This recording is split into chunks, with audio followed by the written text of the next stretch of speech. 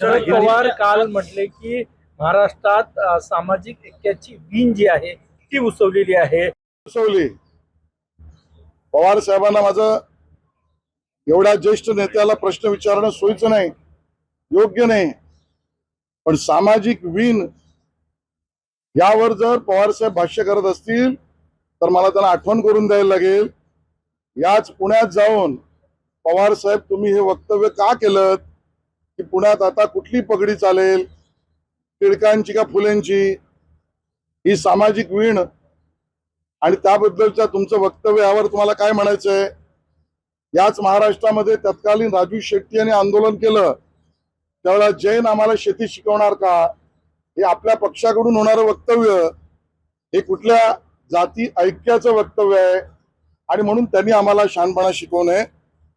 आम्ही आणि सरकारने केलेली भूमिका ओबीसींचं किंचितही काढणार नाही, काढण्याचा प्रश्नच नाही, काढू देणार नाही आणि मराठा समाजाला त्याच्या कायदेशीर हक्कापासून वंचित करणार नाही, वंचित केलं जाणार नाही, ही भूमिका आहे. फिल्म सिटीची जागा बघायला जाताय तुम्ही रामटेकला. नाही, प्रात्यक्षिक त्यांच्या पक्षाच्या जर अधिकृत अधिवेशन काय कार्यशाळा जे काय असेल यात दाखवलं असेल आणि प्रश्नचिन्ह जर पवार साहेबांचा पक्ष निर्माण करत असेल तर पहिली माझी मागणी आहे, पहिला रोहित पवारांचा राजीनामा घ्या आणि मग प्रश्न विचारा. पहिला सुप्रिया सुळेताईंचा राजीनामा घ्या आणि मग मतचोरीवर प्रश्न विचारा.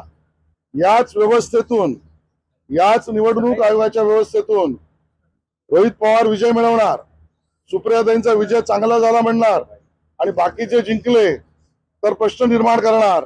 आणि म्हणून यांची भूमिका म्हणजे आपला तो बाबा आणि दुसराचा तो कार्टा अशी आहे. आणि त्यामुळे पहिलं राजीनामा द्या रोहित पवार आणि सुप्रियाताई आणि मग मतचोरीवर प्रश्न निर्माण करा, हा आमचा त्यांना सल्ला आहे. आशिष जी, कल इंडियन टीम ने जो अपनी जीत एक मराठीचा घेऊया. रामटेकला तुम्ही फिल्म सिटीची जागा पाहायला जात आहे, कधीपर्यंत फायनल होईल आणि काम प्रत्यक्ष कधीपर्यंत सुरू होईल? विदर्भातल्या तरुणांना हाताला काम आणि ऍक्टिंग करायची संधी कधी पडेल?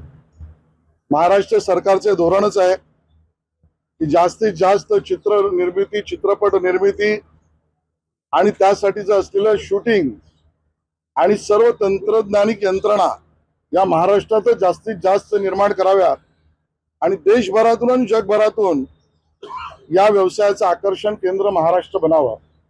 आणि म्हणून माननीय मुख्यमंत्री देवेंद्रजींनी जो एक दिशादर्शक रोडमॅप बनवला, ज्यामध्ये आमचे सन्माननीय मंत्री आशिष जयस्वाल यांनी प्रचंड परिश्रम केले, त्यामध्ये मुंबईतल्या फिल्म नगरीप्रमाणेच किंवा त्याबरोबरीनेच एक रामटेकला अद्यावत अशी फिल्म सिटी, फिल्म नगरी ही व्हावी. गेल्या वेळेला मी आलो त्यावेळेला त्याची बैठक, त्याची कायदेशीर प्रक्रिया पूर्ण झाली. आज त्याचा पुढचा टप्पा आहे.